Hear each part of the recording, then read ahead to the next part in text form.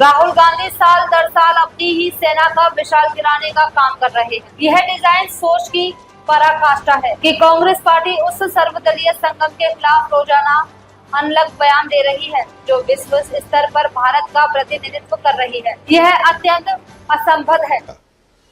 पवन खेरा, ये तीन को एक लग रहा है कि ये जो ग्लोबल आउटरीच का भी जो पहल सरकार ने किया है, इसमें इनको नियंत्रण अपने ही सांसद के ऊपर नहीं रह गया। तो संकुचित सोच का एक पराकाष्ठा का एक उदाहरण दिख रहा है। उनका कहना था कि शशि थरूर को क्यों लिया गया है, तो इसमें फलाने को क्यों लिया गया है। ये दुर्भाग्यपूर्ण है। संसदीय प्रणाली में ये अधिकार होता है पार्लियामेंट्री अफेयर्स मंत्रालय का। अगर लोकसभा या राज्यसभा की कोई कमेटियां बनती हैं तो दोनों सदन के सदस्य रखते हैं, ये रहता है उनका प्रेरोगेटिव है। अब उस पे जवाब उठाना कि हम फलाने को ही भेजेंगे इसमें और उसको नहीं भेजेंगे, तो सभी दल के नेता, किसी और डीएमके के लोग भी हैं, किसी ने कोई विरोध नहीं किया, सीपीआई के हैं, किसी ने कोई इस तरह की बात नहीं की।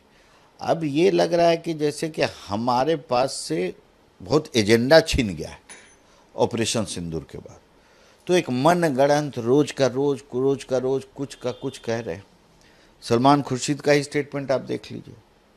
जो लड़ाई जो रुका है, स्पष्ट रूप से उन्होंने कहा है कि डीजीएमओ पाकिस्तान से जब बातचीत हुई उसके बाद रुका। अब ये कह रहे हैं कि नहीं किसी और तरह, तो ये दुर्भाग्यपूर्ण है। अपने ही सेना को मनोबल गिराने का काम राहुल गांधी साल दर साल करते आ रहे हैं और इतिहास गवाह है कि भारत को कष्ट में डालने वाले भी यही लोग हैं।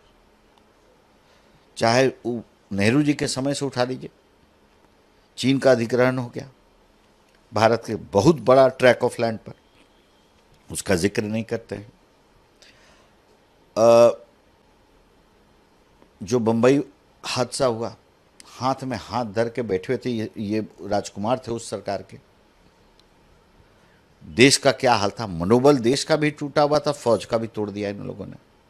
और वहां से उठ के आज भारतीय सेना का जो ये ऑपरेशन सिंदूर रहा है, इसको विश्व भर में अध्ययन किया जा रहा है सटीकता के लिए और तीनों सर्विसेज का यूनिफाइड कमांड के लिए।